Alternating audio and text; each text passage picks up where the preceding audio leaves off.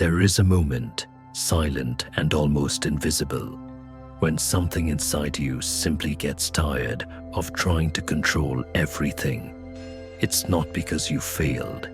It's not because you're weak. It's because you're exhausted from chasing life as if it were always one step ahead of you, as if you needed to catch it, grab it, dominate it before it slipped away. You've spent so much time running after outcomes, trying to hold on to opportunities, people, money, success, as if all of it would disappear the second you relaxed, that eventually your mind and your body both reach a point where they whisper, enough. It's a different kind of tiredness. It's not physical. It's not the type of fatigue a night of sleep fixes. It's a deeper, older exhaustion born from years of trying to be enough, from months of trying to prove your worth, from weeks of trying to make everything work through sheer willpower, and without any dramatic scene, without any cinematic breakdown. You simply loosen your grip a little. You stop checking your phone every 5 minutes. You stop replaying a conversation in your head, trying to decode what the other person really meant. You stop trying to predict life's next move. Stop building strategies for scenarios that may never happen. You exhale for real, maybe for the first time in months, and something begins to shift. It's strange how the world seems to reorganize itself the moment you stop forcing it. The things that were stuck begin to move again. That email you'd been waiting on for weeks finally arrives right when you stopped refreshing your inbox every hour. The answer you were begging for appears in the simplest places, in a casual conversation, in an offhand comment, in a moment where you weren't even looking. The right people cross your path again, not because you pushed harder, but because, for the first time, you stepped out of your own way. You created space.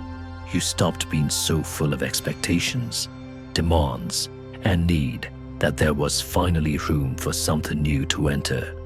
This is the paradox most people take a lifetime to understand. The less you cling, the more life is able to reach you. It's not magic. It's not the law of attraction. It's something much simpler and at the same time, much deeper. It's the difference between being open and being desperate, between wanting something and needing something in order to feel whole, between acting from purpose and acting from fear. When you move from desperation, every action carries the weight of your lack. People feel it. Opportunities feel it. The entire universe senses that your energy comes from scarcity, not abundance. And scarcity, for reasons psychology and quantum physics are still trying to explain, somehow attracts more scarcity. It's strange how the world seems to rearrange itself the moment you stop forcing things. The situations that were stuck begin to move again, almost as if they had been waiting for you to release your grip. That email you had been expecting for weeks finally arrives exactly when you stopped checking your inbox every hour. The answer you were begging for appears in the simplest, most ordinary places, during a casual conversation, in a random comment, in a moment when you weren't even searching or hoping anymore. The right people start crossing your path again, not because you pulled harder, but because, for the first time, you stepped aside and stopped blocking the flow. You created openness.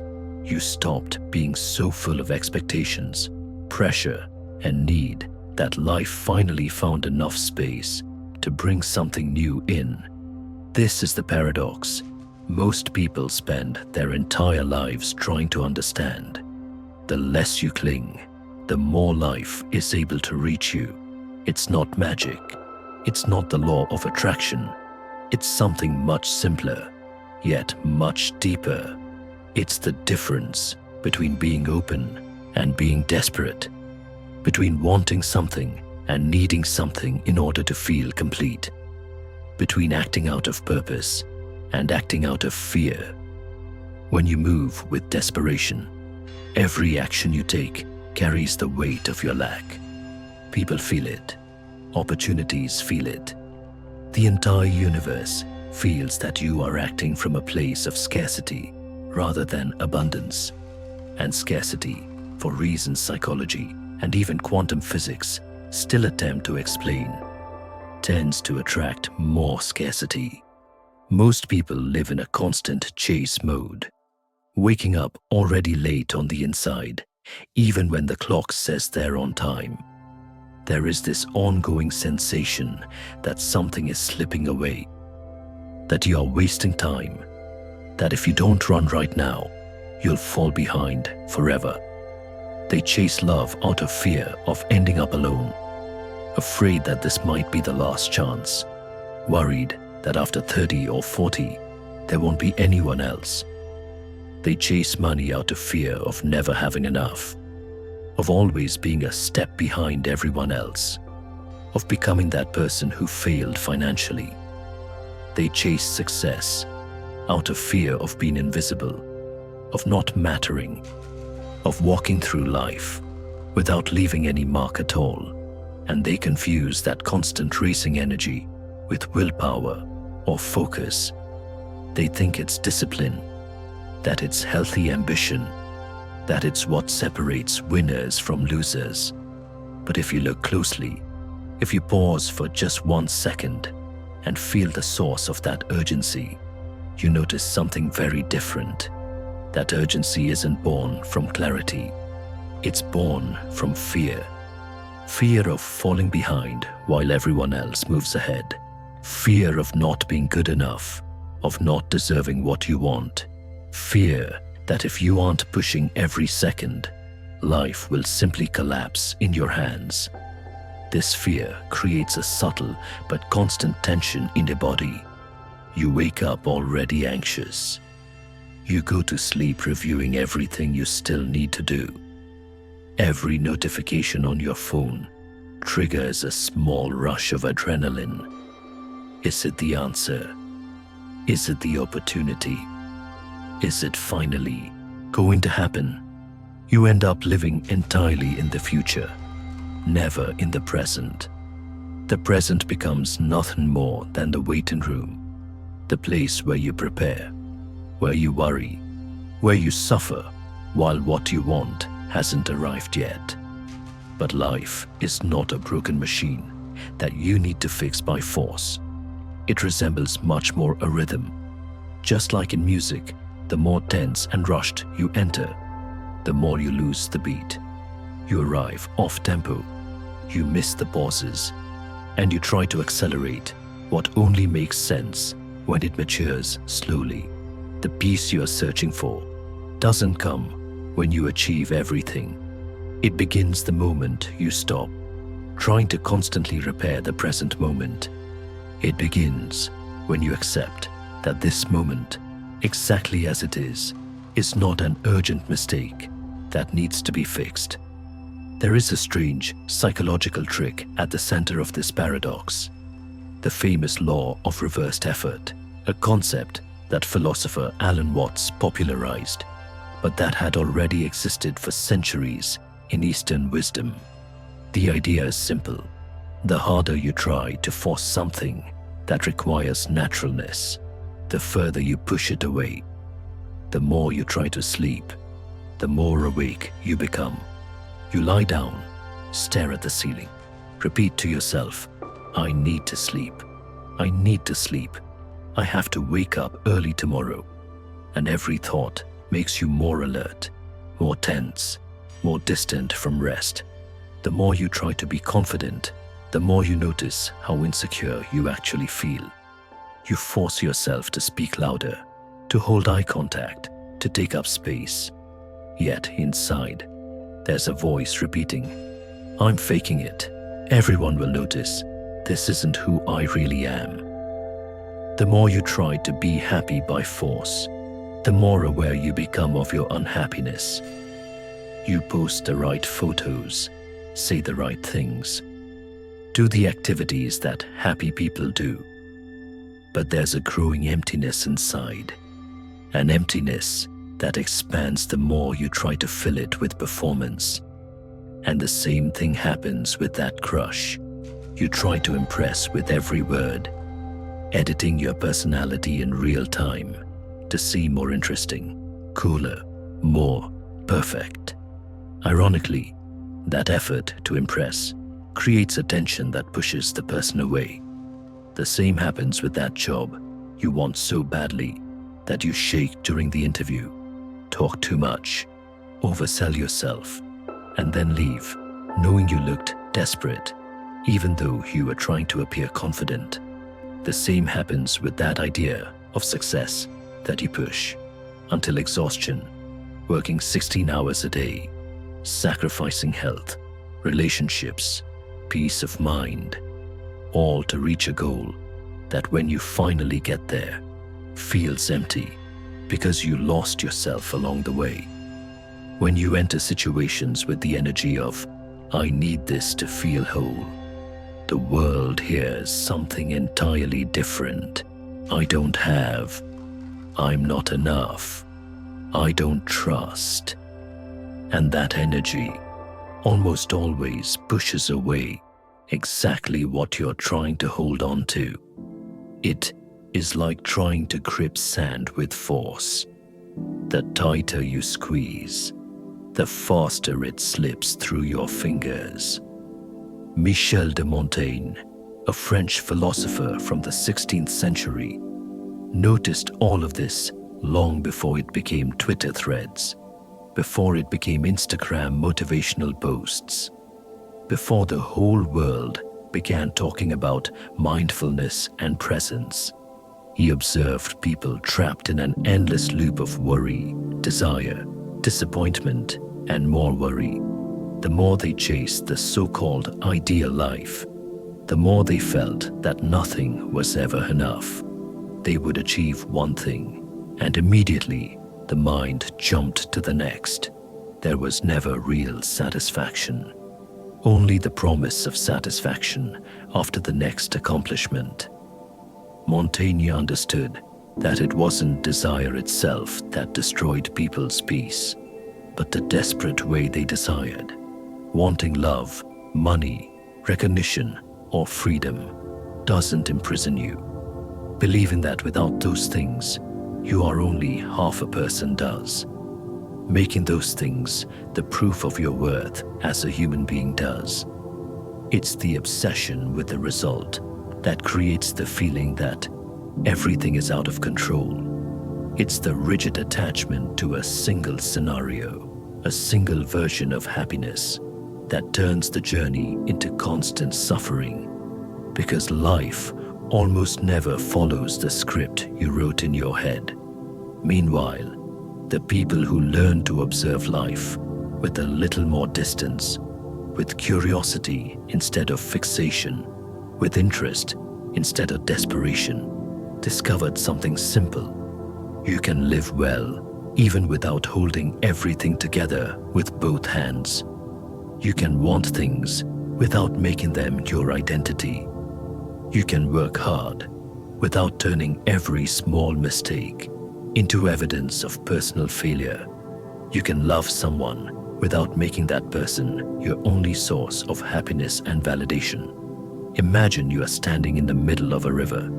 The water flows past your ankles, then rises to your waist. It's fresh, clear, constantly moving.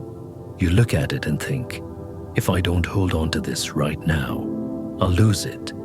This water will pass, and it will never come back. So you close your hand tightly, trying to grab a little of that flow. You squeeze your fingers, try to capture as much as possible. But the harder you squeeze, the more the water escapes through your fingers, through the tiny spaces between your joints, pushed out by the very pressure you're creating. You walk away frustrated, thinking, I did everything I could. I gave my best. Why didn't it work? You look at your empty hands and feel defeated, incompetent, as if something were wrong with you for not being able to hold water. But the problem was never the river. It was never the water. The problem was the way you tried to interact with it, not understanding the nature of what you were trying to hold. If you relax your hand and simply leave your palm open, gently curved, the water doesn't become your property.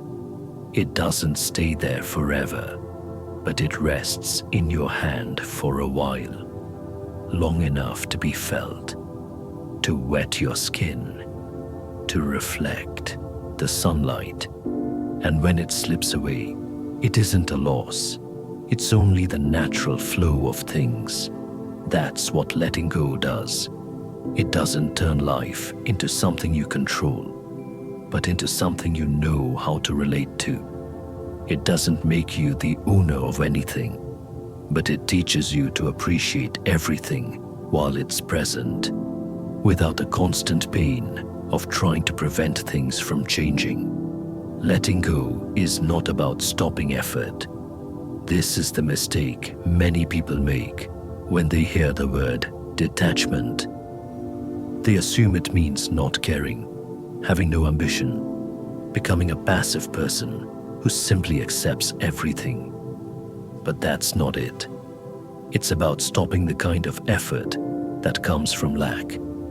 It's about changing the energy behind the action. You still send resumes, but you stop measuring your worth based on each answer or lack of answer. You keep dedicating yourself, improving your skills, showing up well, but you stop turning every no into a confirmation that you are not good enough. You continue opening yourself to love, allowing connections, being vulnerable, but you stop shaping who you are just to fit in any heart. You stop editing your personality in real time to please someone who might not even be truly compatible with you. You keep working on your projects, putting in hours of effort, learning, evolving, but you release the need for everything to explode right now, in exactly the way and order you planned. You keep planting, but you stop digging the soil every day to check if the seed has sprouted. And when you stop demanding that life follows your script perfectly, pain still exists. Of course it does. Failures happen. Things don't work out. But the suffering loses that extra layer of mental torture. The layer of, why me? What's wrong with me? Why can't I do it? You've probably noticed how, in the times when you let go a bit, things flowed better. That one time you walked into a conversation, an interview, a meeting with no expectation at all, just going, and ended up walking out with an opportunity you weren't even looking for. Or that day when you did your work for pleasure, out of curiosity, without comparing yourself to anyone, without counting likes or views. And that was exactly when someone noticed you, invited you to something, opened a door for you. It's not a coincidence. It's energy. It's the difference between desperation and presence. When you stop squeezing everything so tightly, you shift to a different frequency without even noticing it. It's subtle, but people feel it. You stop entering a room searching for approval, trying to prove yourself, trying to show that you deserve to be there.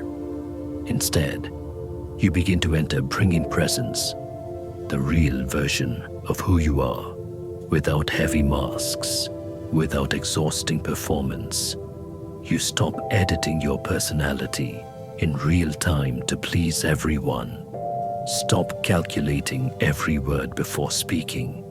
Stop suppressing every opinion that might make someone uncomfortable. And you begin to hold who you truly are, even when you're afraid, even knowing that not everyone will like it. This creates a different kind of confidence. It's not the loud, showy confidence of someone trying to prove something, trying to convince the world that they're amazing. It's a quiet, steady sense of inner security, the kind that says, even if this doesn't work out, I am still whole. My worth is not on trial here.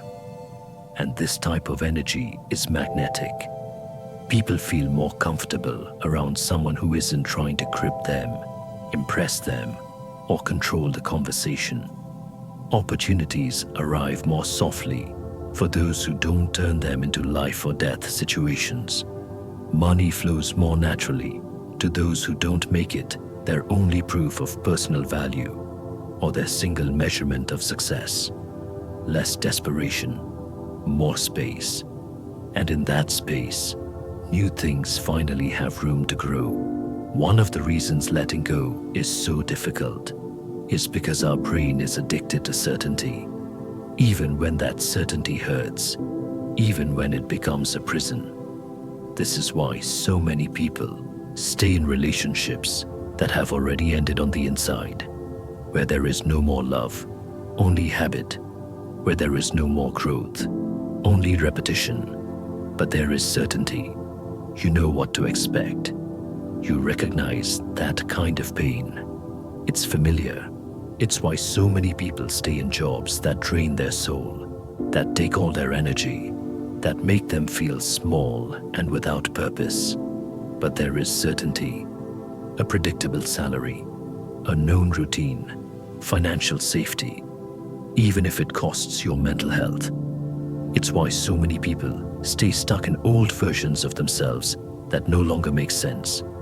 They keep being the person they were at 20 or 25, even now at 35 or 40, because changing means admitting they were wrong before, means acknowledging that people know them as something they no longer are, means rebuilding their identity from the ground up, not because it's good, but because it's known. The unknown seems dangerous, so we choose familiar suffering over new emptiness. We choose the prison we know over the freedom we haven't yet learned to navigate.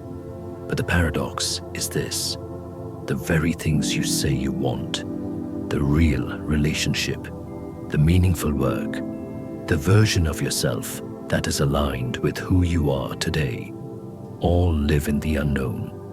And to reach them, you must let go of the edge of the pool at some point. You must accept that you won't know how to swim perfectly before you get into the water, that you will swallow water a few times, that it will be uncomfortable, scary, uncertain. Letting go is not about jumping blindly without looking. It's not irresponsibility disguised as spirituality. It's accepting that you won't get guarantees before you live. It's building trust while you're already in the middle of the crossing, not waiting for the bridge to appear fully formed, perfectly lit, with signs telling you exactly what to do before you take the first step. There is a moment, and it arrives differently for everyone, when something clicks inside you.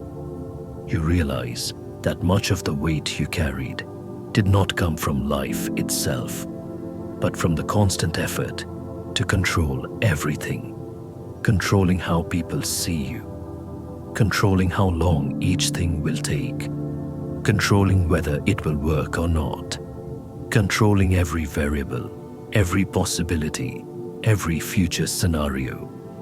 And when you soften that effort, when you loosen your grip even a little, it's not that everything magically gets better overnight, or that all your problems suddenly disappear. It's that you finally see what was already there, but you were too mentally busy, too tense, too focused on forcing outcomes to notice. You begin noticing opportunities you had been ignoring simply because they didn't match the perfect plan you had created in your mind. You wanted things to happen a certain way, and when they appeared differently, you didn't even consider them, even though they were good too, maybe even better. You begin noticing the people who wanted to come closer, who felt something genuine for you, but sensed in your energy that you would only accept them if they fit a specific role. The perfect partner, the perfect friend, the perfect mentor.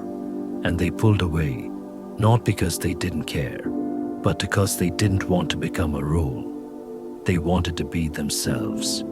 You begin noticing the ideas that show up in silence, in moments of pause, the creative sparks that try to reach you in the few seconds when your mind stops running. But before, you couldn't hear any of it because you were mentally screaming at the future, planning, worrying, obsessing over what comes next. When you slow down on the inside, the world on the outside doesn't stop. It adjusts. Things continue to unfold, but you start perceiving a different timing. Suddenly, the timing of things starts to make sense. The no's stop feeling like punishment and begin feeling like protection. You look back and think, thank God that didn't work out, because if it had, I wouldn't be here now. The delays stop being proof of failure and become part of a much larger rhythm, one you don't control, but one that is, in a mysterious and almost invisible way, guiding you exactly where you need to be. When you begin to trust a little more, you do not become a passive person who simply lets life happen without movement. You become someone in partnership with life, someone who acts, but also listens, someone who moves, but also allows themselves to be moved. You take action, but you no longer crush yourself under impossible standards. You care, but you no longer cling to others as if they were your only source of oxygen. You plan, but you leave space for improvisation, for the unexpected, for what you couldn't have predicted. You stop seeing life as something you need to conquer by force, dominate, or defeat. Instead, you begin to see it as something you co-create, step by step, alongside everything you cannot control, alongside the timing of things, alongside other people, alongside coincidence, luck, unpredictability, and the mystery that always surrounds us. And from that place, control stops being the goal. Alignment becomes the goal. You no longer need guarantees to continue. You go because you feel you must go. You stay because you know, deep inside, that you are still meant to be there, that there is still something to learn, something to live, something to build. You let go because you feel that insisting has become a form of self-abandonment, that holding on is hurting you more than losing, that it is time to trust that something better is waiting, even if you don't know what it is yet, even if you cannot see it. Maybe, deep down, you have always felt this paradox. On the days when you relax, when you breathe deeply, when you do your best without desperation, everything seems to fall into place more easily. Conversations flow, ideas appear, doors open. And on the days when you enter life, as if you are going to war, everything seems to fight against you. Every small obstacle becomes a mountain. Every no becomes proof that you are not enough. Every delay becomes evidence that you are destined to fail. It is not the universe testing you. It is not bad luck. It is not a cosmic conspiracy. It is simply the way your energy communicates with the world. The more you chase something with the feeling of, if I don't have this, I'm nothing, the more you reinforce the idea that you are incomplete, that something is missing. that you are not enough. And the more you act from the place of, I am already whole, this is welcome, but it is not everything, the more you create space for what is truly meant for you to find you. You are not desperate. You are available. And the difference between those two things is enormous. You don't need to stop dreaming. You don't need to stop wanting.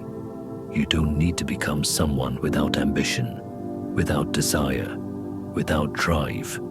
You only need to learn not to confuse wanting with desperation and action with self-suffocation. If this message touched something inside you, if anything resonated, choose a word to keep as a reminder: flow, trust, or letting go. Write it somewhere you will see every day. Repeat it on the days when fear tries to push you back into control, urgency, and the illusion that you must hold everything together all the time. And remember, you are not weak when you let go. You simply stopped fighting the current and finally began allowing life to flow toward you.